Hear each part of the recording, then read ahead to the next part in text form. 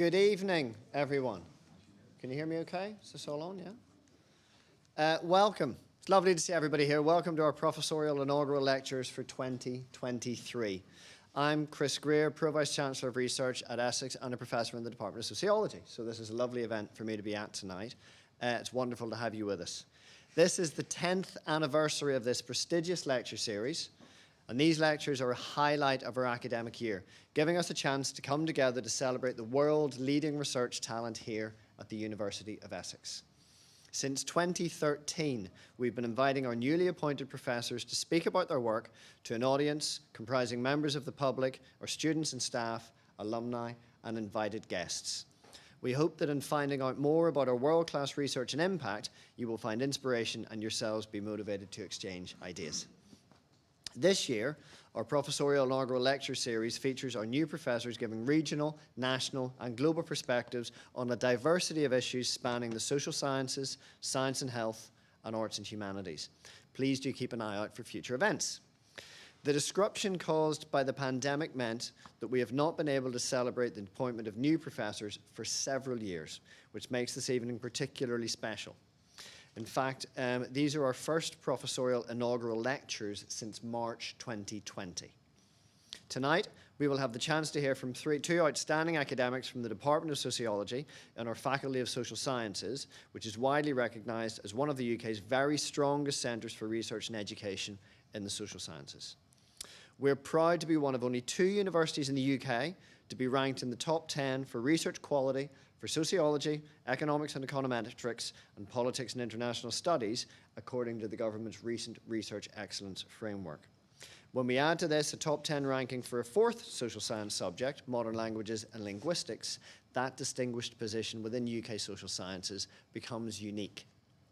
Our work has real impact, from providing better support for our most marginalised communities to understanding the experience of migrant communities across the generations, from developing better approaches to dealing with organised crime at an international level to protecting us all from uncontrolled digital surveillance, from exposing the reality of austerity Britain to improving police responses to domestic abuse. Across our 3 faculties, our community of more than 850 Essex researchers are change makers, innovators and free thinkers. They pose bold questions, tackle real-world problems, shape thinking and influence policy. These professorial inaugural lectures are designed to inspire and perhaps challenge you through celebration of our excellence in research. You'll see the qualities of our unique Essex mindset demonstrated by the world-class academics speaking tonight, Professor Sandhya, Hewamane, and Professor Renee, Luthra. After the lecture, I hope you take the opportunity to ask some questions, and if your questions are good enough, you'll then be invited to join us for a drinks reception afterwards. I'd like now to hand over to the Executive Dean for the Faculty of Social Sciences and Professor in the Department of Language and Linguistics, Professor Nancy Kula. Thank you very much.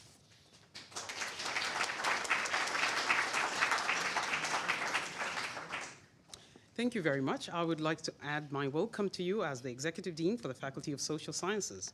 So welcome to our Professorial Inaugural Lectures for this academic year, and tonight's lectures focus on the Department of Sociology. Welcome to those of you here at the University of Essex this evening, in person, fantastic, really great to see you, and also warm welcome to those of us, those joining us on YouTube. I'm not sure where I'm supposed to look, but welcome. The University of Essex Department of Sociology is one of the university's founding departments. From the very start, the department has focused on how people think about major social issues such as poverty, inequality, class, welfare, and vulnerability in societies around the world. The department is ranked first in the UK for research environment in sociology. This is from the Research Excellence Framework of 2021 and is among the top 50 universities in the QS World Rankings 2019 and is ranked second in the UK for research power in sociology from the Times Higher Education Research Measure. Our academic staff are experts in their fields, developing new theoretical and methodological approaches to understand the dynamics of social life. Their research shapes modern society today, advising the UN, government departments, think tanks, and public bodies around the world on issues from the rights of indigenous people to the regulation of the building industry, immigration policies, citizenship, the impact of colonialism, unorganized crime and terrorism. The Department of Sociology works across the university and around the world, collaborating on cutting-edge research. When students join the department, they become part of this really lively research community, and they learn how to understand and challenge the world. The 5 research centers and 5 research clusters in the department work particularly closely with our Institute of Social and Economic Research, a multidisciplinary research institute featuring world-leading expertise in quantitative analysis, survey methods, and a strong portfolio of work on social policy. Their close working relationship with ISA provides our students with a unique and valuable research resource, unrivaled postgraduate study opportunities. Tonight, we have 2 professors from the Department of Sociology who will introduce you to the incredibly diverse issues our researchers are engaging with every day. Our research challenges the world, so let me introduce you to 2 of our change makers. I'll start by introducing you to our first speaker, Professor Sandya Hewamanne. Professor Hewamane is a professor of anthropology and director of the Center for Global Studies at the University of Essex. She's the author of at least 3 books. Some of these are Stitching Identities in the Free Trade Zone and Restitching Identities in Rural Sri Lanka, published by the University of Pennsylvania in 2008. She has also written Sri Lanka's Global Factory Workers, Undisciplined Desires and Sexual Struggles from Routledge, 2016. And in 2020, Gender, Neoliberalism, and the Politics of Contentment from the University of Pennsylvania Press. She's also co-editor of The Political Economy of Post-COVID Life and Work in the Global South, Pandemic and Precarity with Springer 2022. Professor Hewamane is the founder and director of the Impact Global Work, a network which is a non-profit association which connects academics and activists to initiate positive policy changes for workers in the Global South, and she's also the vice president of the American Institute of Sri Lanka Studies. Sandhya is also the director of the new and shiny and very soon to be opened Culture and first ever Center of Global South Studies that will be opened very soon later this month. So welcome everybody to Professor Sandya Hewamane.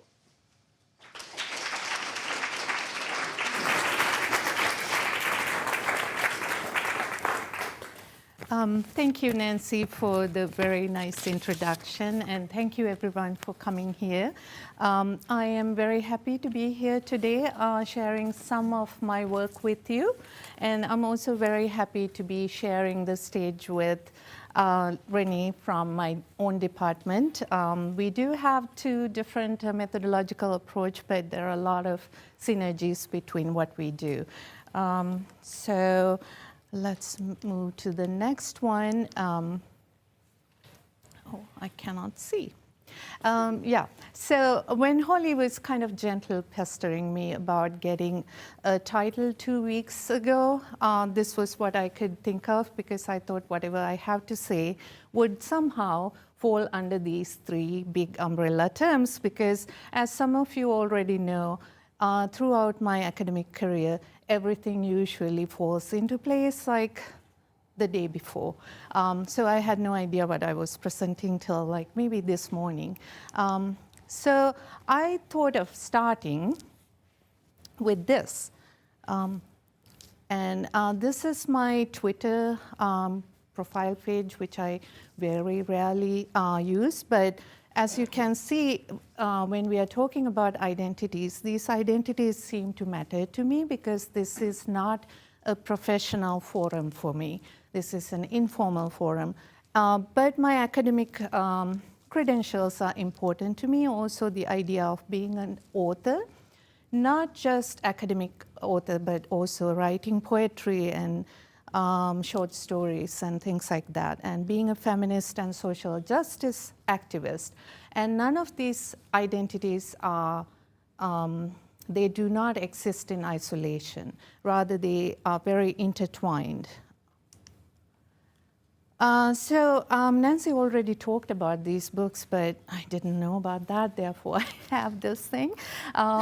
Again, it's all about identities if you just take a look at the 2 titles, and these are, in fact, the 2 most influential books that I produced, and it really shaped the path of the new subfield in anthropology, anthropology of global assembly lines. So of course I focused on rural to urban migrants of Sri Lanka.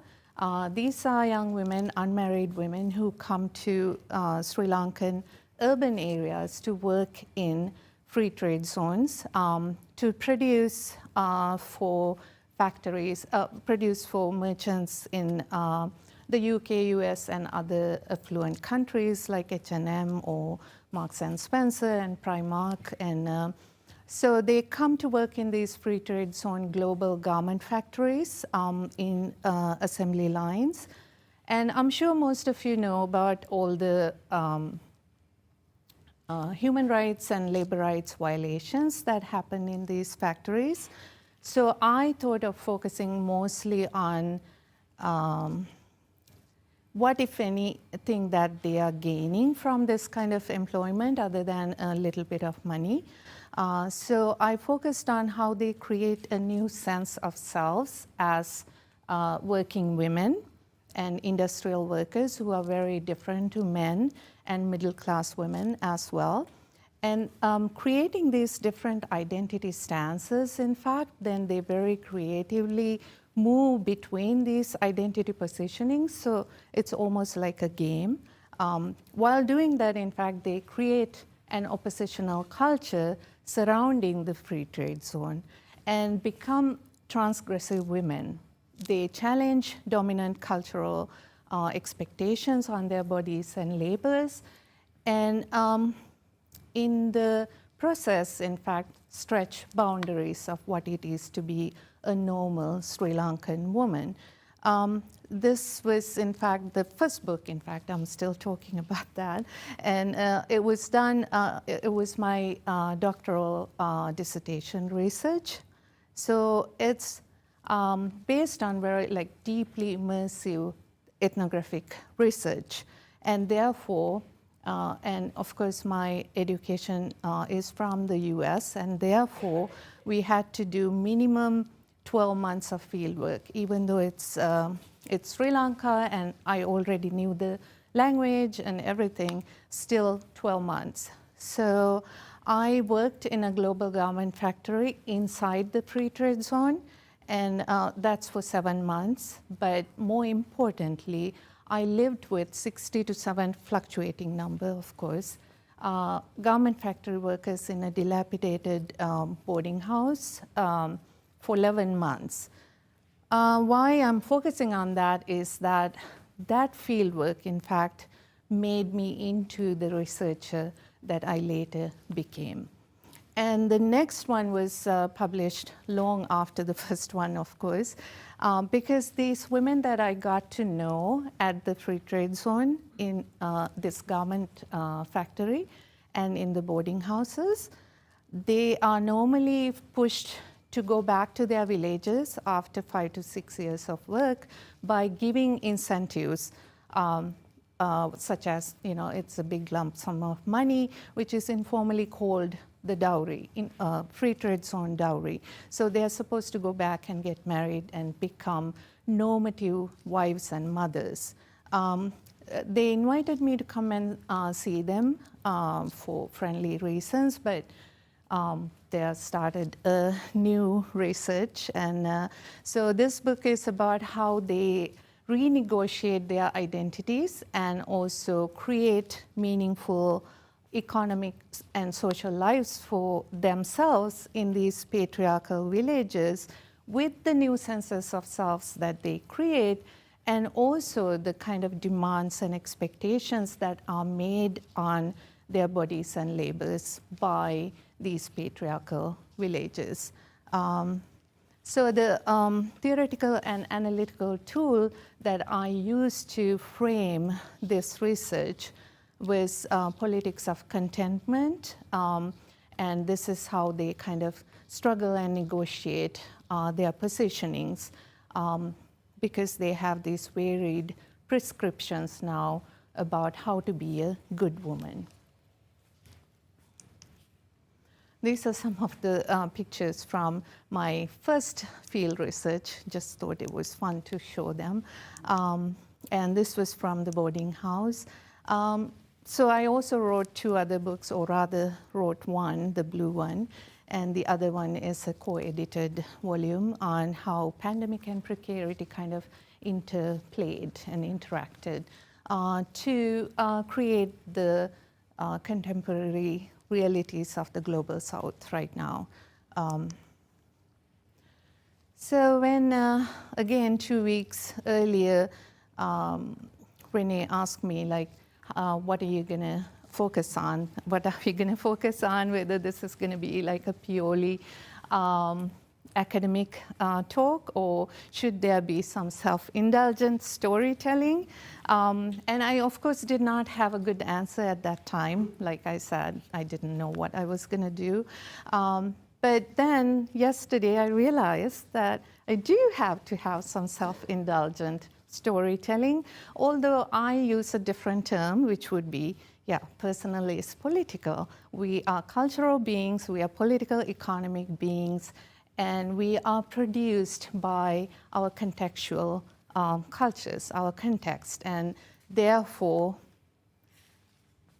how the culture and political economy produces us, and then how that makes us a particular type of researchers, and then how that then shapes the research and the knowledge production that we do later is also very important. And that's why, but then again, of course, I'm going to the logical extreme of being self-indulgent, starting on the day that I was born, way back when.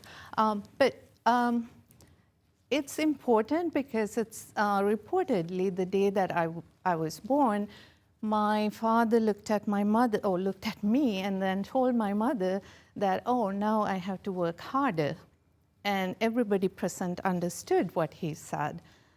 The reason why he said that was that I was born duskier, as they say, or darker skinned than all my 5 siblings. And of course, my parents were also Sri Lankan lighter skinned people. And so he wanted to work hard to collect a bigger dowry for me, so that I could be given in marriage to the kind of people that they wanted as in-laws. Of course, he did work hard and put a bigger dowry for me, to the chagrin of my sister. I got a bigger dowry, so that was great. That was just one thing. But then again, to be the ugly duckling, or like always be compared to your sister, who's 6 years older and very unnaturally fair-skinned for a Sri Lankan, and I really think some anemia had to do with that. Please don't tell that to my sister if you ever meet her.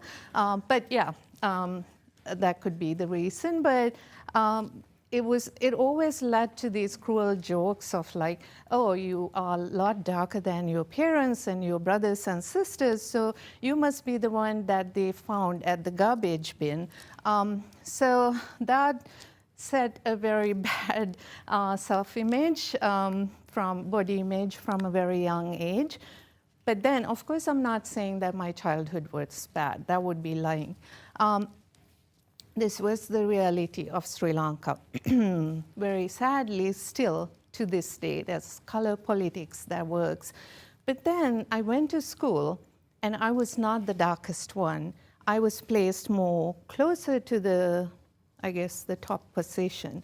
I never got to be the princess in the annual drama, but I got good parts like kings or princes, because I had short hair then. So anyway, that was about color politics. But then also the same day, all Sinhala Buddhist children who are born, even to this day, the day that they are born, a horoscope is being made for them. It's based on the time that they are born. Time is like minute and second as well. So I was born at 5:05 p.m., and that's why I'm named Sandhya, which is evening. So anyway, my full name means, I'm sorry, my full name means beautiful evening or blessed evening. But anyway, this horoscope said that if I am not sheltered and protected up until I'm 18 years of age, I'm going to bring great shame to my family. Of course, this was meant us like, she's going to find some boy who's not from the right family. So that led to a very interesting school choice, because my sister was sent to Visakha Vidyalaya, which is like the premier Buddhist girls' school in Sri Lanka, founded by no other than Mary Muses Higgins and also Colonel Henry Steele Olcott. But I was sent to a nearby school, walking distance, so my mom hears when the bell rings to stop in the school. So within 5 minutes, I need to come back home. Not only that, at that time, when I was like 3-4 years of age, the government was trying to make a dilapidated mixed school for poor children into a middle-class, girls-only college or a school. And so my father made a substantial donation to that as well. And so when I started grade 1, this school started. And I was chosen as one of the 5 kids who were ceremoniously registered at the auspicious time. So I was a minor celebrity, of course. And by grade 2, I was leaps and bounds ahead of the other 4 girls. So the principal and teachers, all female, and this was like a real female world. And the principal, this was her first appointment as a principal, so she wanted to make a success out of this. And that meant choosing this one girl and keeping an eye on her. This is not just about education, but it's also about moral training and moral education as well. And of course, a word about Sri Lanka. At that time, when I went to the university, Sri Lanka only had 5 government universities. So the numbers were as high as 250,000 students sitting the qualifying exam, only 5,000 to 10,000 students getting in. So you have to be really good to do that. But of course, this led to like really high suicide rates and youth frustrations and things like that. That's a different story.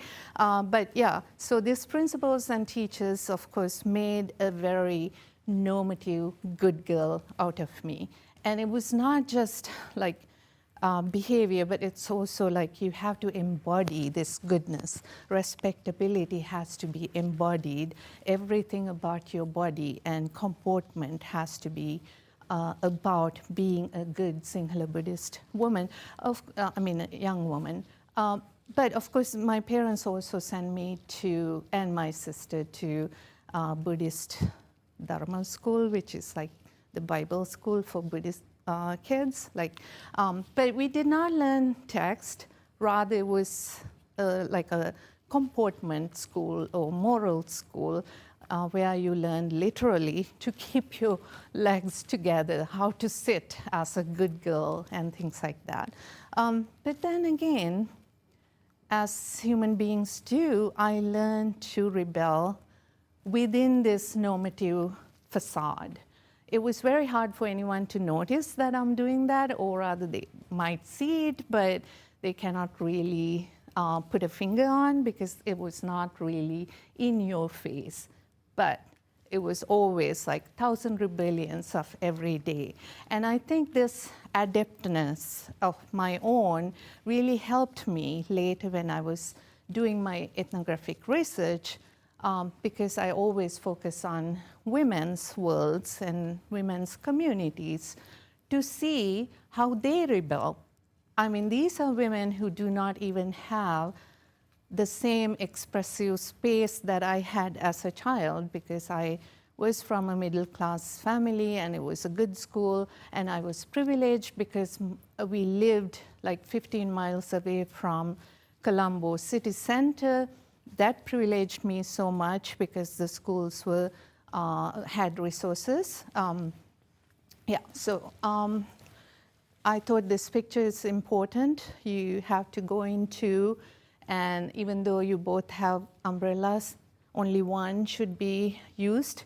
Otherwise, you bump those and start giggling, and that's not a very good situation for the school. And so the discipline set in at a very young age. But then again, my family was not rich, but they were not poor either. They were well-to-do, or rather, we lacked for nothing. It was a good existence, I would say. But my parents were good and had equal treatment for both girls and boys, in some ways, resource-wise, let's say. But the protection-wise, of course, that's a whole different ballgame. They wanted me to go to the university, and they thought, well, yeah, she would get an undergraduate degree and become a school teacher and get married and settle with 2 children. That's all they can dream of at that time, or like imagine, because they were not from like these elite intellectual families of Sri Lanka. It's just few families in Colombo who had PhD holders. Now it's changing, but at that time.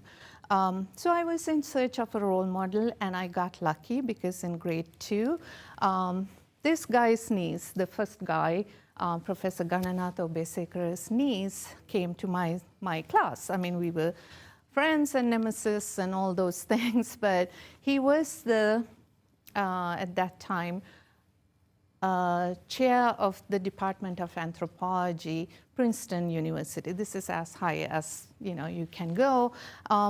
And he was a celebrity, and she was talking about him all the time. And I'm like, oh yeah, I like that. So I'm going to become an anthropologist. Not only that, within a year, I learned this guy, Stanley Tambaya from Sri Lanka, was at the same time the chair of the Department of Anthropology, Harvard University. This guy, Professor Valentine Daniel, he is still there. The other 2 are retired.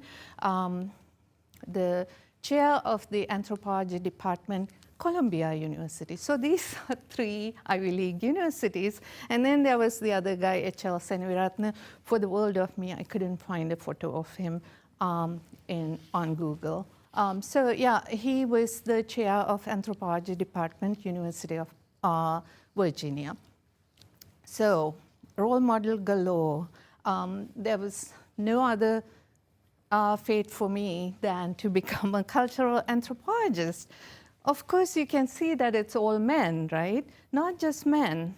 They are men of a certain age, a different generation, who were brought up in whatever the British colonizers had done.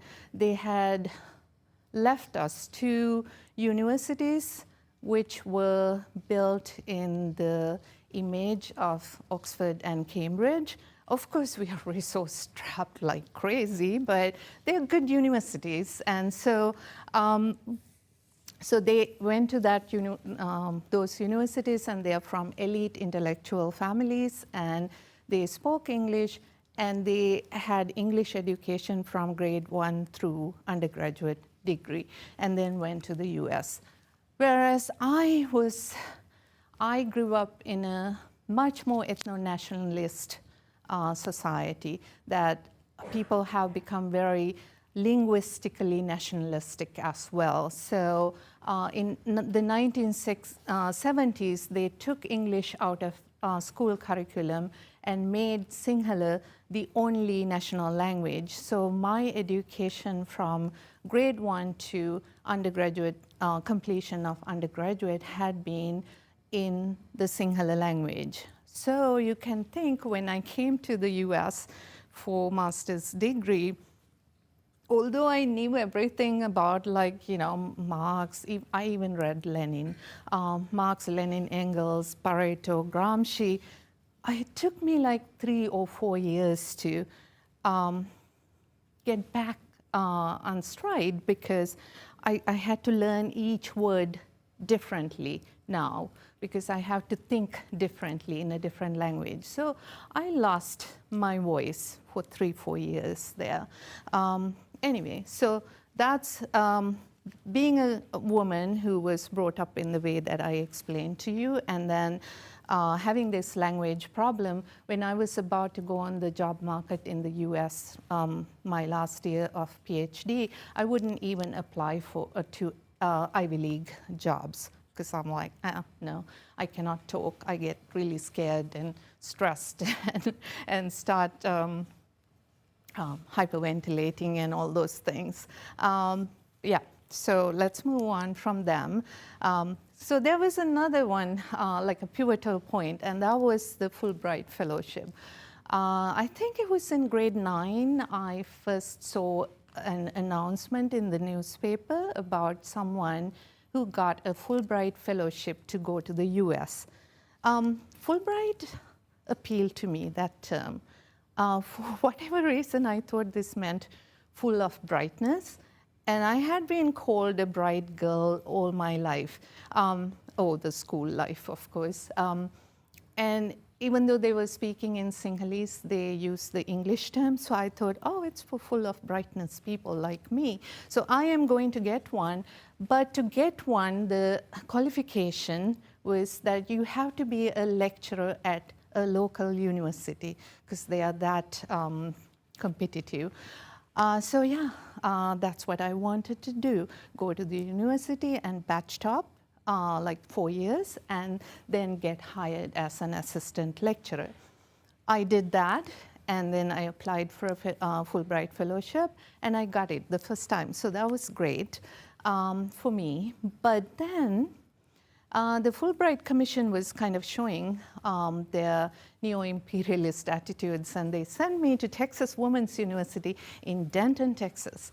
And this rural Texas, so rural that people stopped cars to look at me. My host mother kept saying, it was because you're so beautiful, and they wanted to see, look at you. And we all knew that was not the only reason. So I started planning again, and I'm like, University of Texas at Austin is there, like 3 hours away. And that's like one of the best public universities in the US. Not only that, always top 10 ranked anthropology programs. So I reached out to this guy and got very lucky in finding Professor James Brow, who had written 5 books on Sri Lanka, and one of the most respected Sri Lankanist was when he was living in the US, and that means in the world as well. Interestingly, he was born and raised in Ipswich, and got his PhD from Oxford University, and then went to Seattle, Washington, because he was a beatnik fan, and he went to follow some beatnik guy. And then, married his love of his life and settled there. And then I met him. And he was kind of getting on with age, and so he was kind of pining to give back to Sri Lanka, which had given him so much. And so I kind of became his charity project, I guess. And that is a little mean to say that, because he was like the best ever dissertation supervisor that a student can hope for.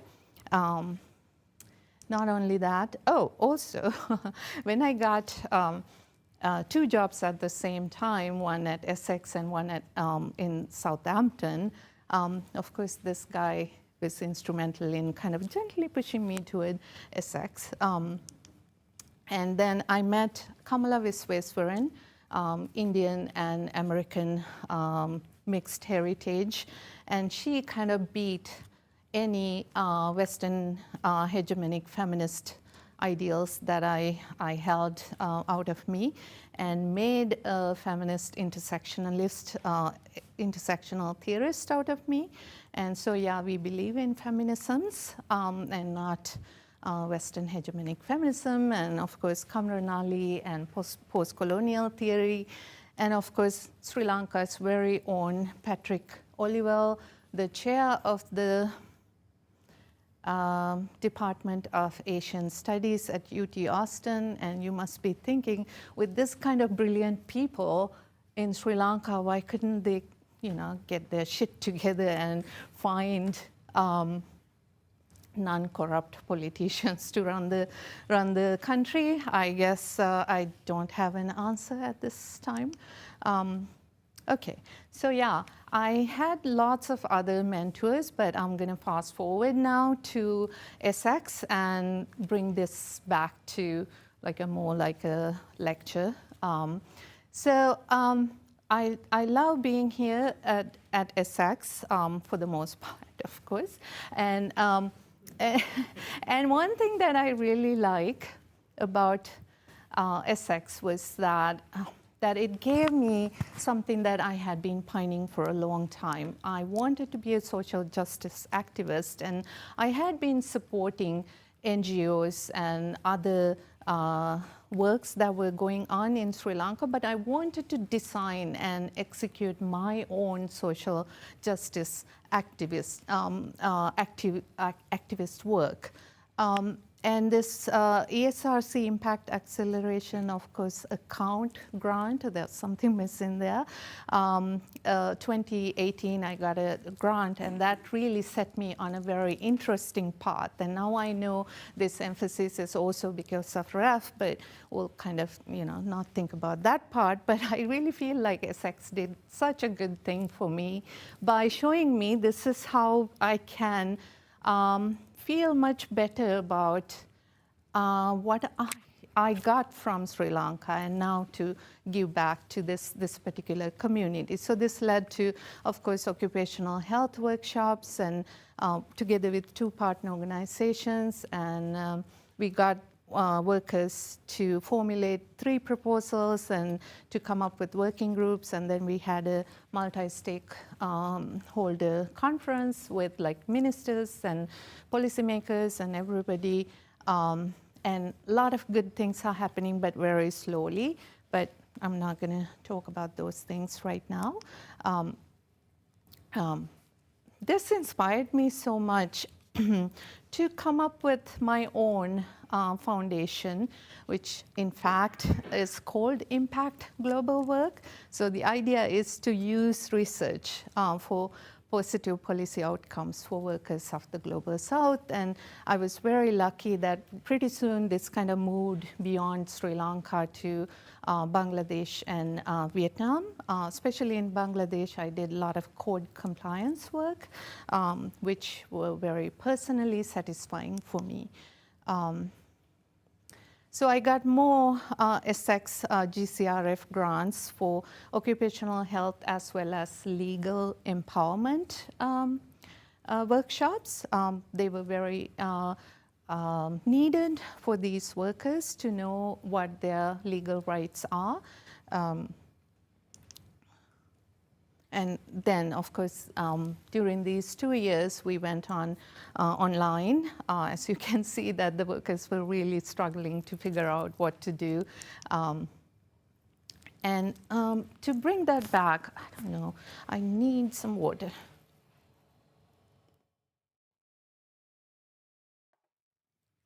I took the right one. All the glasses are labeled, and I read the label correct. Yeah, so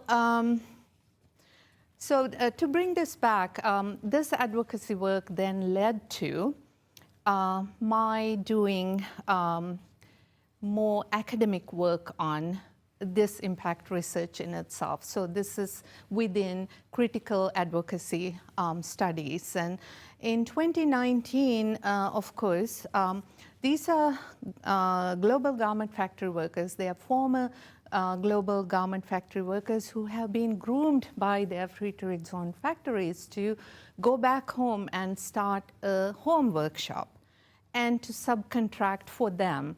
But of course, they're really subcontracting for like M&S and Primark and all those places. And so what these women do in their homes is like engaging in exploitation of their own labors, because they are the owners of the workshop, but also the workers who are doing the work. And they, in fact, subcontract to other village women as well. So there's a lot to think there. But they are all now alone in these different villages. So when I met them, they said, it would be nice to come together as an association, but they didn't know how to do that. And so I, together with these two organizations that I always work with, brought them to Colombo for 2 days and started this association, which of course needed some support to meet every month for like until everything went on Zoom. Now that's a blessing, in fact. And so now they're acting as a negotiating body for better time allocation, remuneration, and workers' compensation benefits, etc. So in a way, this organization is, I theorize, a budding economic justice movement that's happening in Sri Lanka. I came up with this methodological approach of like measured intervention. The idea is to study like the possibilities and challenges for culturally sensitive measured intervention in igniting social movements and transformative politics. Of course, there are all these other questions. Are these like grassroots? You know, they are the because you were the one who got them together, but then on the other hand, they are running it, so why not? But then the biggest thing is like, how do we measure the relative merit of measured intervention? So in my case, when I was writing research grant proposals, it was so nice to say that this is going to be purely qualitative. But now I realize that somebody has to measure the measurement. And these are the three big questions that that I would be addressing in my current book manuscript. Each question will also get a brief policy note as well. And then, of course, as most of you know, Sri Lanka is going through a huge economic crisis at this moment, and it's very much related to pandemic as well as so many other things. And so how all these things are going to affect this budding economic justice movement is my current and future research. So with these very depressing two images, I'm gonna stop my talk. Thank you.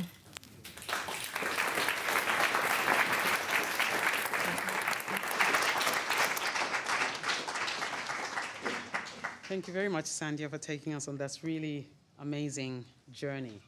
I will ask you to just hold your questions. I'm sure you have many, and introduce our second professor for today, Professor Renee Luthra. Professor Luthra is director of the Essex Center for Migration Studies and assistant director, ESRC Research Center for Micro-Social Change. Renee is a sociologist with expertise in international migration, social stratification, education, and quantitative methods, and her current research interests include migration and inequalities in parenting, education, work, and health. Professor Luthra has a long list of publications in international esteemed journals, writing on issues that are really highly relevant to contemporary society. So I'll give you 3 examples. In 2021, the EU referendum and experiences of fear of ethnic and racial harassment, variation across individuals and communities in England. In 2020, unraveling the immigrant health paradox, ethnic maintenance, discrimination, and health behaviors of the foreign-born and their children in England. And in 2022, nationalizing foreigners, the making of American national identity. Renee is also an esteemed recipient of many competitive research grants from the British Academy, the Spencer Foundation, the Economic and Social Research Council, and most recently from the Leverhulme Trust. Ladies and gentlemen, please welcome Professor Luthra.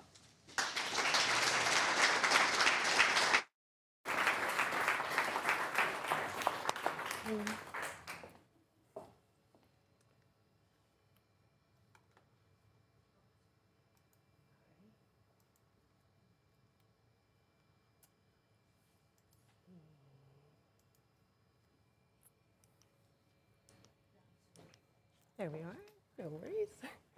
Hi, good evening. Thank you for that kind introduction, and thank you guys for coming here.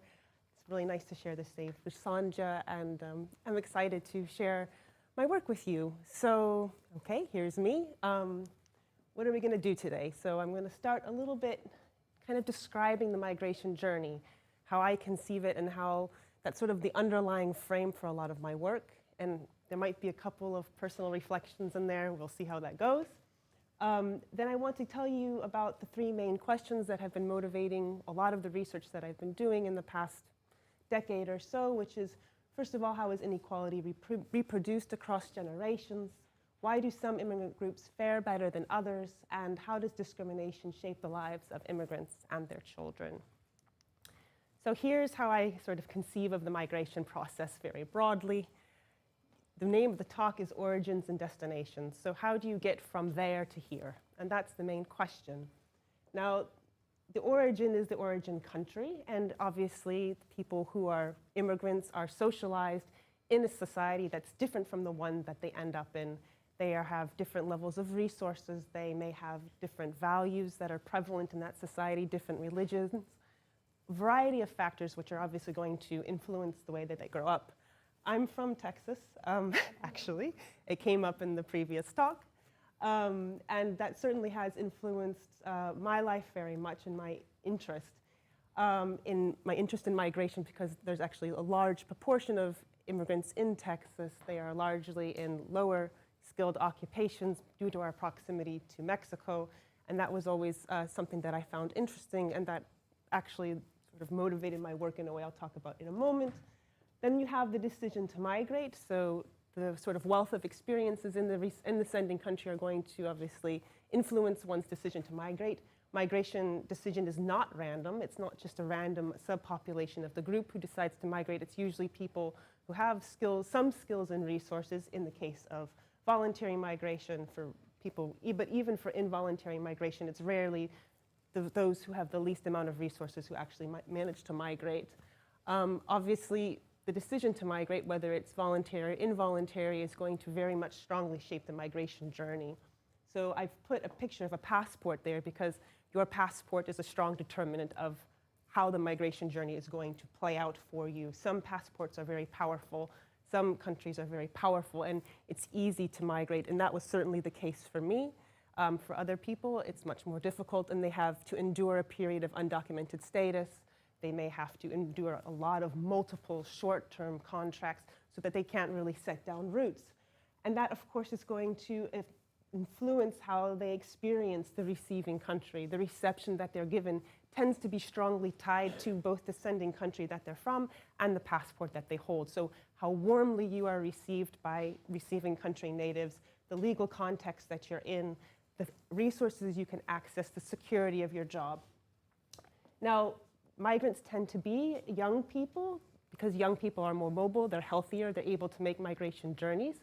They tend to be people who are at precisely that moment where family formation happens. So inadvertently or on purpose, they tend to settle and have children. So the receiving country reception is going to shape the parenting, the early life sort of environment that they can provide for their children. And so migration is has multi-generational consequences, not just for the immigrant themselves, but for the early life that they can provide for their children. And again, this is certainly the case for me, that I came here intending to stay for 2 years, and here I am 13 years later. And actually, this period of my life in the UK has shaped my research interest, because here I am, a migration scholar, highly educated, speak the native language, and I still find British society bewildering sometimes. And when you have children and you settle down, that's when you actually come into contact with many institutions that you otherwise would have nothing to do with, like the school system, like the health system. And that's when a lot of these questions, these sort of frictions, really come to the fore. And that's something that I'm interested in my work, and I'll talk about a little bit as well. Your kids start school, so I promised my daughter a shout out. My daughter is there, Michelle Christine, hello, and she started school. When she started school, again, that was a moment of contact for me with the wider British society, which, let's face it, at Essex I actually haven't had to do much of. I was always in a very international environment. That was my first true integration into British life, actually was through my daughter's schooling, and the kinds of support that I can provide her are, again, a function of all these previous steps of the paths that I've taken. The financial resources I have, my language ability, my sort of future horizon due to the visa that I hold, all of that is going to shape also the way that I can support my child in school. And finally, my daughter will someday grow up and she will enter the labor market. She will enter a marriage market, which may have more or less people for whom she maybe would want to date and maybe who would want to date her. That's going to also shape her life. And someday she'll end up, you know, in the destination. She'll have her job, she'll have her family. And whether or not her ethnic background is still distinguishing and determining her life chances is a function of this entire process. For some second-generation youth or young people, by the time that they have their own families, they are virtually indistinguishable from natives. You would never know that they came from someplace else. For other other descendants of immigrants, whether they're due to their race, their national origins, the sort of legacy of an undocumented status, their destination is still determined by ethnic differentials. So these are sort of the pathway that I'm trying to explore through my work. Now I'm going to start with a very basic question. How is inequality reproduced? And we've been talking about this for 100 years, probably more than 100 years. We've been talking about it in a quantitative way, which I am a quantitative scholar. I would say, you know, for the past 60, 70, 80 years.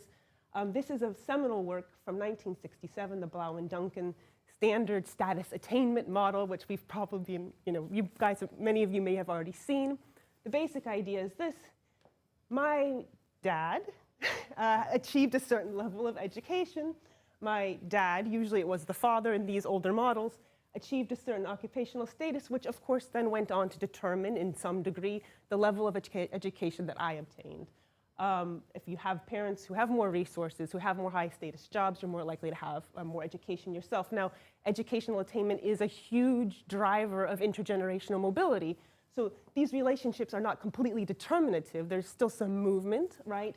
But once I've achieved my educational attainment, that's going to then go on in a very large degree to determine my occupational status, the class that I then inhabit, and the kind of, this whole process then begins again in the sort of life that I can provide for my daughter. So you might notice that this is quite closed in a way. So it's assuming that this process is happening in the same way whether you're an immigrant or not, right? Whether you're a minority or not, right? You don't see race up there, or you don't see migration status up there. So what I want to know is, how can we adapt this sort of basic model for immigrants and their children? What do we need to do to adjust for this? So how is inequality reproduced? Does this model work for immigrants and immigrant families? So sorry, I'm going to show you some graphs. It's going to be okay. Oh, and I'm not going to go that direction. I'm going to go this direction. Here we go. So what you've got here is on the x-axis you have parents' years of education. So anywhere from 0, say, to 16 years, so a university degree. On the y-axis we have child's years of education. So let's say, you know, children tend to have more education than their parents on average due to educational expansion. So here at the bottom, we're going to bottom out at 8 years. This is US data. And we're going to go, say, to 17 years. Now, if you had a perfect determinative relationship, one-to-one, so my education would completely determine my daughter's, then you would see a line like this, right? For each year of my education, my kid gets one. For each year of my education, my kids get one. And it would be like a step. And you would see a perfect sort of one-to-one relationship like that. Now, that's not how the world works, thank God. In the US, the relationship tends to be not one-to-one, but 0.3 to 0.4. So for every year of education that I have, on average, my kid will get about a third to 0.4 additional years of education. So it's not a perfect relationship. And that's the red line. That's what you see plotted there. Now, the dashed line, the black sort of thicker dashed line, is the same relationship for Mexican Americans. So these are second generation who have at least one parent foreign born from Mexico. The line at the top, the little dots, that's second generation Chinese, okay? You'll notice two things. These lines are flatter. The relationship is less strong. It's not, in fact, there's a lot more intergenerational mobility in immigrant families than there is in native ones. Now, is that a good thing or a bad thing? Now, it's good in the sense that you don't want to think that we live in a society where your parents determine everything. But look, for Mexicans, okay, if your parents don't have much education, you're sort of similar to the native majority population. But higher educated Mexican immigrants can't pass on their advantage in the same way. So the line is flatter. So if the slope is flat, but the intercept, the starting point, is low, this can be in a way a source of disadvantage. For the Chinese, even very low educated parents tend to have children who go on to achieve high levels of education. So you've probably heard about the Asian American paradox. This is a well-known phenomenon. The line is flat, but it's high up. So for them, the lack of the high level of intergenerational mobility leads to advantage. And so this was the first kind of step of the puzzle. We can't use the basic model. It doesn't work in the same way for immigrants. And when you look at the same thing, this is data from the UK, it's just expressing it in a slightly different way. So what you see here, I should say this is research, this to the left is research with my co-authors Thomas Sowell and Roger Waldinger, who maybe are watching on YouTube. Hi guys. The work here to the right is work with Alessandro Ferrara, who's at EUI. Hi, Alessandro, if you're watching. So here's the full UK population. So here, if the bar is above 0, it means relative to somebody who has less than a secondary degree, I'm going to expect more education. This is the purple bar. If your parent has some tertiary, so some college, some university, you get a little bit more. And once your parent gets that completed tertiary, they finish higher ed, you get a lot more. We would expect a lot higher education for you. Now here's for the second generation as a whole. These two bars are negligible. So basically, if you have a parent who has less than secondary and you completed secondary or you even have some university or some post-secondary training, you're getting very little additional bump above the very lowest levels of education. Now you do see an effect here for tertiary educated, but really only for that group. And again, it's smaller than what we observe for the British. So again, whether this is disadvantage or advantage lies in the intercept, not the slope, but just showing you basically that you see more mobility also in the UK context. So because of this, now please, there's lots of bars. I just want you to see, just look and see, look. There's lots of bars and they're different heights. And they're different heights whether we look at the adjusted difference in the probability of secondary school academic track, so going on to the higher level track in Germany relative to native Germans. Again, this is adjusting for parents' occupation and for parents' education. There's a lot of unexplained variation here. This is true in the UK when we're using understanding society. This is the adjusted difference in relative education relative to native British. Lots of variation still unexplained, and the same is true in the United States. So these models are not explaining a lot of difference, and that's what we want to do. We want to understand difference. Why do some people fare better than other people, right? We want to know, and it's not doing a good job. So why do some immigrant groups fare better than others? We have to look for other sources of explanation. Aha, here we are. Okay, so we have to look for something else. And what are some specificities of the immigrant experience that could explain some of this variation? Well, Portes and Rumbo, again writing now 20 years ago, back right around the time I was starting grad school, we're talking about legal, social, and co-ethnic context of reception. Okay, what does this actually mean? So it means this. So the legal context of reception acknowledges that not everyone arrives with the same kind of passport, the same kind of visa, the same kind of rights. So if I come as, I'm looking at the Rama team here, if I come as an asylum seeker, I basically have rights for nothing. I have very little access to anything at all. Now, if you come with a temporary visa, you have access to work, right? But in the UK, you can't change employers very easily, so you're stuck in that job. My future horizons are going to be shaped by the length of the visa that I hold, et cetera, and the sort of likelihood that it will be renewed. So the legal context of reception is sort of the general legal status framework that the immigrant group comes with. The societal context of reception also tends to operate at the group level, and that is exposure to discrimination, the stigma, and also safety. So if you're a group that is by and large stigmatized, that is by and large undocumented, maybe socially segregated, in poor living conditions, you're going to have a different sort of life for yourself and a different sort of life than you can provide for your children. And finally, another source of variation that's important is the co-ethnic community. So you have the receiving country society and how they receive you, and you have your legal status, but you also have a group of people, usually from the same national origins as yourself, who can provide help for you or not, depending on their own level of resources.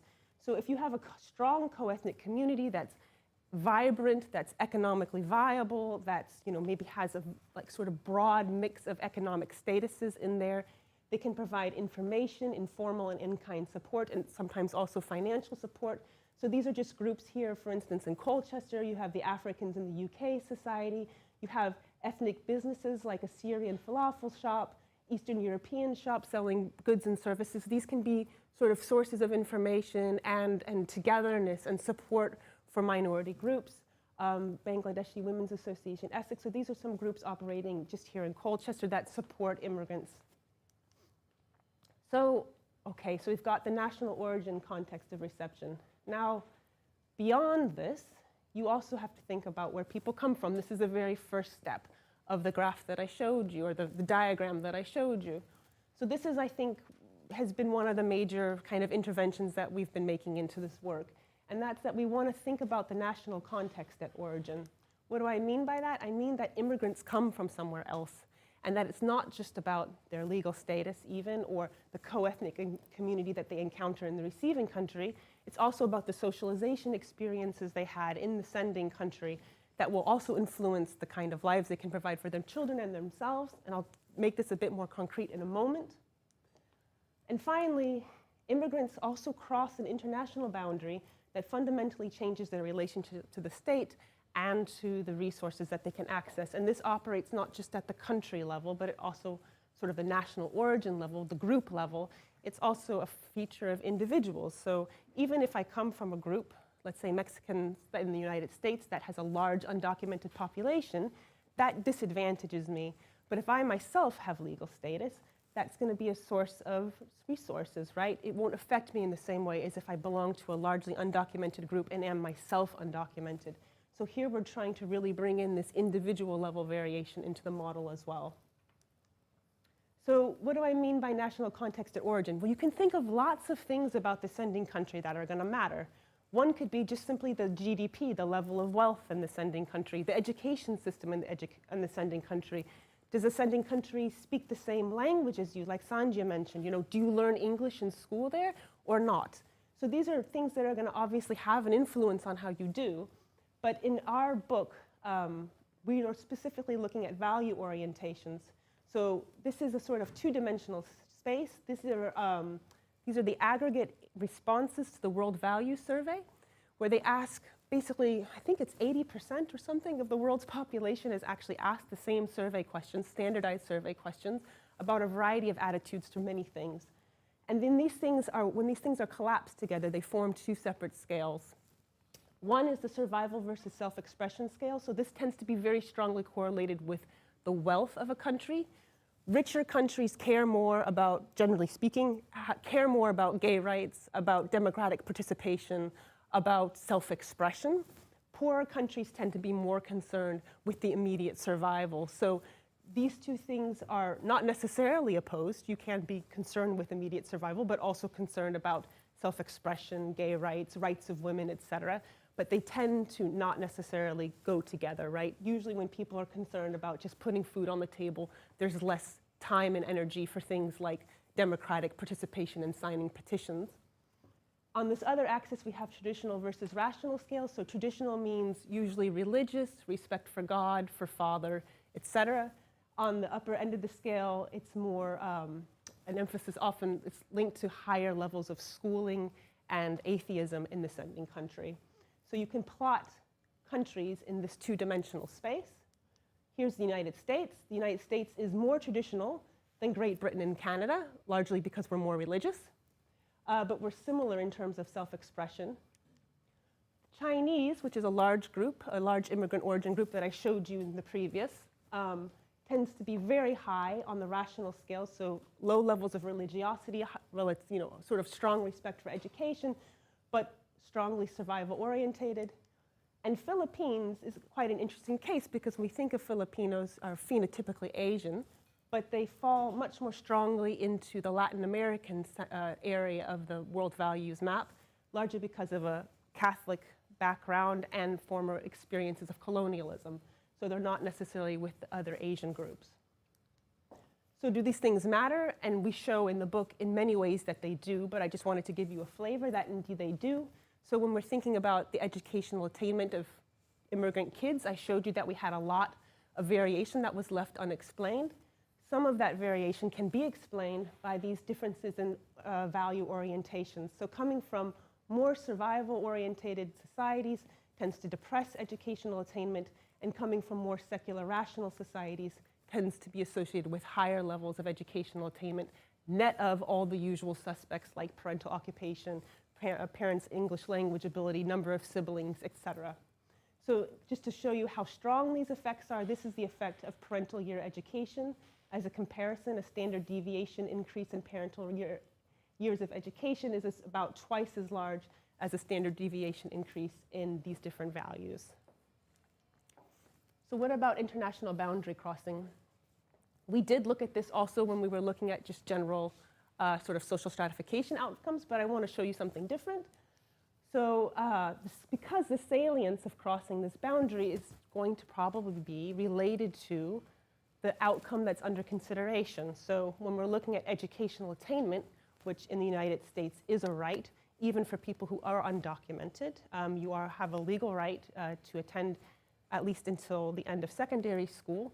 So you don't tend to see as strongly negative consequences, for instance, of documented status on education as you do on other outcomes. But in this case, we're going to look at the UK, and we're going to look at political participation. So the fact that I moved here and didn't really know much about British politics, I have strong political views, but my political views were formed in a country that's not this one. I tell my daughter stuff all the time that probably isn't directly relevant to this case. So can I pass on my political preferences and my political participation to my child in the same way? Now, if you think about this experience of crossing a boundary, it's going to be stronger or weaker depending on the immigrant group under consideration, right? So if you're from the former Commonwealth, you can think of this line as fairly porous and green, because green means go. And former Commonwealth citizens tend to have attended schools where they learned English, where they learned about the British system. Then when they come, they can immediately vote before they naturalize. So you can think that, yes, a boundary has been crossed and it's very consequential in many ways, but in this particular way, it might be weaker than for someone, for instance, from the EU. Here again, the line is porous. You can come, or you used to be able to come fairly easily. You can settle. You can vote in local elections, but you can't vote in general election, or rather in the general elections. And you're not raised in a system where you're learning a lot about British politics, usually, if you're coming from other places in the EU. And for people like myself, who are from an other third country, as we're calling them, the boundary's quite strong. You can't vote, you can't politically participate, and it's unlikely or less likely that you would have learned much about the British system before you came. Of course, this is net of things like English. I recognize there's other things going on, but this is simplifying it. So the basic model here that we employed, and this is joint work with Magda Borkowska, is that you have a model of political socialization, which is that you have the receiving context. Where was I socialized? What did I learn there? Did I come from a country with good democratic functioning? That's the way that we're looking at that there. You've got, I said that, that's the sending context. You've got basic parental SES, am I highly educated? Do I have a stable job? And receiving context, how was I received? That's the sort of boundary crossing behavior.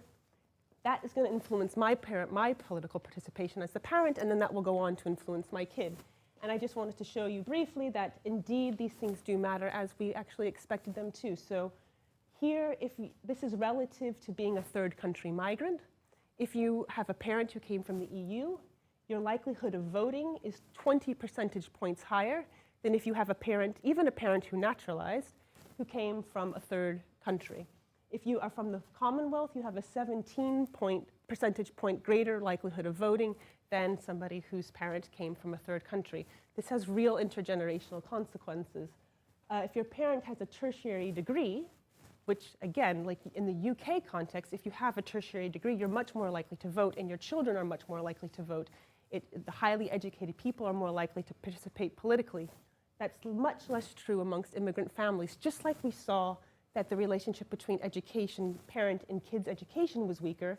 The relationship between parents' education and politics is also weaker in immigrant families. The big one, of course, is whether you voted yourself. So everyone can feel happy that if they vote and they show their kids that they vote, their kids are also much more likely to participate politically, 31 percentage points higher, greater likelihood of voting than those whose parents did not vote but was eligible to do so. So finally, the last kind of general question that I've been interested in, and I've done most of this work, has been motivated by Alita, who's there. Sorry, embarrassing Alita. This is a work that we've worked on together. We've done several papers on ethnic and racial harassment, but I want to focus on a very specific case here, which is the case of Brexit. So this is not the harassment and discrimination that immigrants and minorities face in the UK every day. It's a quite specific case, but it's a very interesting one, right? So 2016, we vote to leave, and a lot was made of this jump. So here it is, EU referendum campaign begins, and sorry, I should tell you what this is, right? This is reports of hate crime in the UK, to police reports of hate crime. And you see they bobble along, and then there was a big spike right after the EU referendum. You probably remember this was covered a lot in the news. It then swoops down again, and it kind of comes up again when there's a bunch of terrorist attacks, and you can see there's a lot of movement here. It's not a clear trend, but there was this big spike, and Alita and I were wondering, police reports are a very specific type of data. Not everyone who gets screamed at on the bus or treated poorly goes and reports it to the police. It usually tends to be the most egregious forms of harassment that actually make it to a police report. And whereas like maybe before Brexit happened, you might have just been like, you know what, it's not worth it, I'm not going to do anything about it. When it becomes more salient in your mind, when there's all this anti-immigrant rhetoric in the news, maybe then you're also more likely to report it. So it's hard to know how much this reflects actual harassment in the community, how much of this just reflects sort of differences over time in the likelihood of reporting. So instead, we wanted to use Understanding Society data, and I'm happy to make a plug for them. That's housed here at the University of Essex, and we actually have nationally representative information on ethnic and racial harassment as it was reported by people in the previous year. And so what we do here is we do a longitudinal examination with this nationally representative data, and we wanted to see, did we see an actual increase in ethnic and racial harassment following referendum? So pre-referendum is the red bar, post-referendum is is purple. And you see really there's no increase in actual reports of being yelled at or physically attacked in public spaces because of your race, ethnicity, national origin, or religious background. But the fear of being in a public place because of your race, ethnicity, national origin, or religious background increases quite a bit. So it goes from about 8% of minorities reporting this to 12%, which is quite a substantial increase. So we think, yes, maybe it didn't make people actually more likely to go out and yell, or maybe they did, but it was similar to what it was before. But it did make people feel more unsafe. And so this was kind of a motivation then or was related to my little bit of qualitative work that I've done. I've done a little bit of it, and this is one of those projects. I wanted to sort of think about, okay, so how did EU citizens feel after Brexit? And what can, this was actually joint work, I should say, with somebody who has passed away in the business school. We came up with this idea together, so this was not just my idea. But this is interviews with EU citizens in higher education, and we wanted to know what can employers do to mitigate the hostile environment, so I'm just going to leave you with two of the quotes that I thought were quite indicative of this work. Speaking with someone from HR at University 1, there was 3 universities, I won't tell you which one this was. She says, from individuals, I mean, we had a massive amount, as you can imagine, a massive amount of work, including family days. So we had whole families on campus at the weekend with information and support around Brexit. As we did European country-themed activities for children, we did all sorts of more intangible things. They're not actually about the implications of Brexit per se, but they're just about giving a message that we value our EU colleagues, non-UK, and that we're all a part of a whole and we're all interested in one another. And this was true of really across all 3 universities. They really did a lot of work to try and make people feel welcome following the referendum vote, and it really had a strong effect. So this is quite indicative quote from a Latvian woman who was a professional services staff at University 2, and she says, I've never felt sort of as an outsider in the UK because, to be fair, it has a lot to do with the university because it's a bit like a bubble. There's a lot of like-minded people, and a lot of my friends are within the university, so I think probably where a lot of my experience is not the general. Personally, I've always felt very comfortable. So I wanted to end this talk on a bit of a high note that discrimination is an issue, it's rampant, but you actually can, with the will, something actually can be done about it. So to sum up, international influences and immigrant experiences, how is inequality reproduced across generations? Well, it's weaker in immigrant families, and international influences matter a lot. Why do some immigrant groups fare better than others? There's sending country context, there's receiving country context, and the legal status is a really important variable to think about. And finally, how does immigration shape the lives of immigrants and their children? There's a mental health toll, which is work I haven't shown. That's work with Alita showing that there is a strong mental health toll, and it's also fear. But there's much we can do, and I hope that we do it. So thank you very much.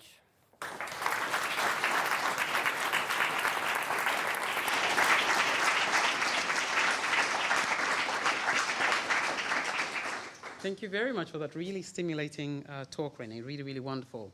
So now we have an opportunity to ask some questions. So maybe in the interest of the wonderful drinks reception which is awaiting us, one question for each of our 2 professors would be really lovely. Someone courageous?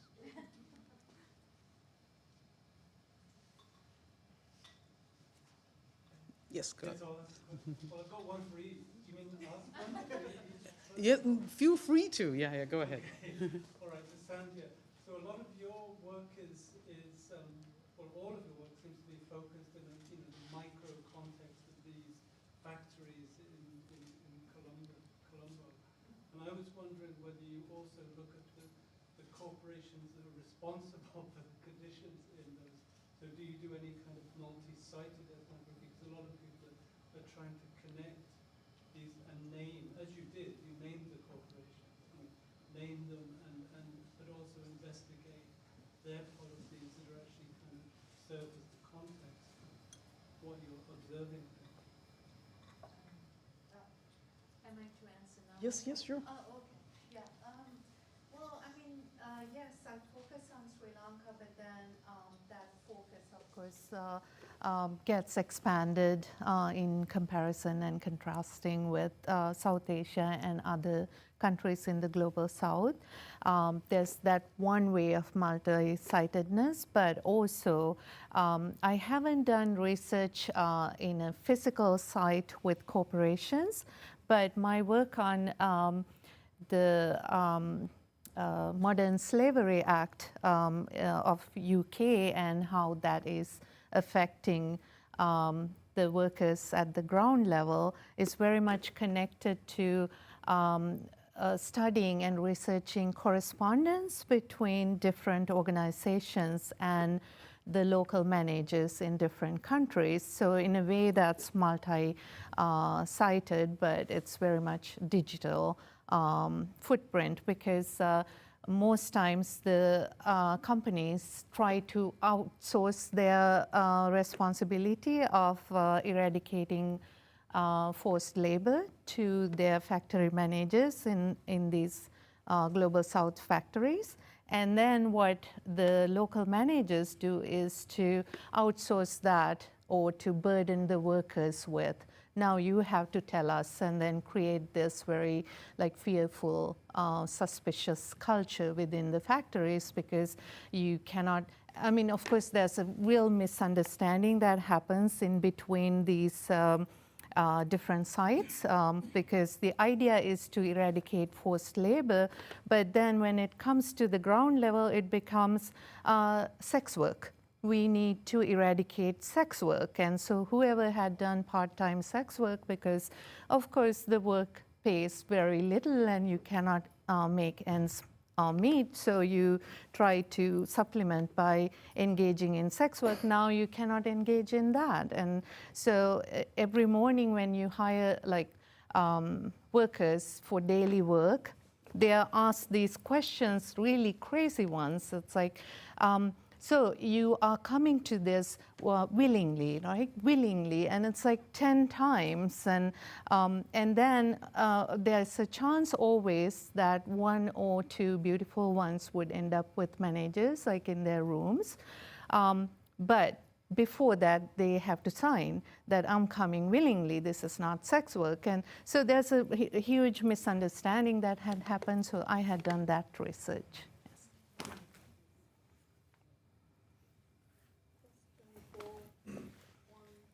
For Renee, do you have one?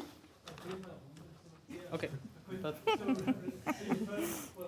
mean, also I want to say thank you both for your presentations and also for the organisers. It's a really nice occasion. I'm glad these kind of things happen at Essex. So in your first diagram, you had that kind of chart, flow chart, and one of the earliest boxes or circles was the decision to migrate. And I was wondering whether that might be becoming increasingly outdated. Is it, for a lot of people, there's no decision at all. And so what we're actually talking about is not migration anymore, we're talking about displacement. So like a lot of the people that come to the US from, well, it's not just Mexico, it's Central America, but and even the Middle East and Africa, are coming across the US-Mexico border. And also people coming across from Calais to Dover. People didn't make, well, the decision, it was a forced decision. So I was wondering whether the language of migration is now kind of, should be more fluid, because it's not really a voluntary decision to be. It's that there is forces that are making people leave their homes.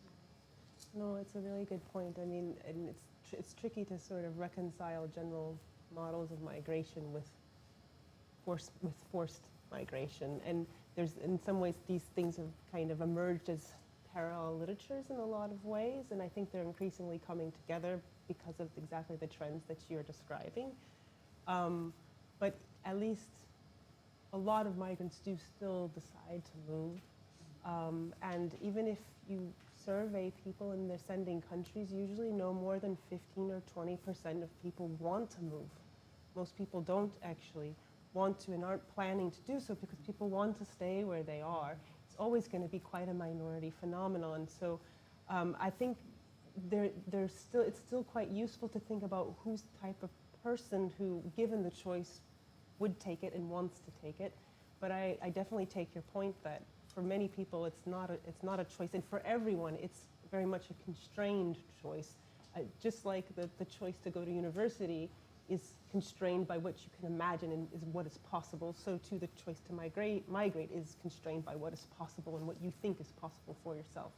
I hope that's a bit of a waffly answer, but I hope it somewhat responds. Last question? I think the question was actually posed and answered, I think, more or less from my background. Yeah. Thank you. Okay, first of all, great speech by both of you. But my question's for Professor Sandhya. So you mentioned color politics, and that exists a lot. Colorism exists a lot in India as well, where I'm from.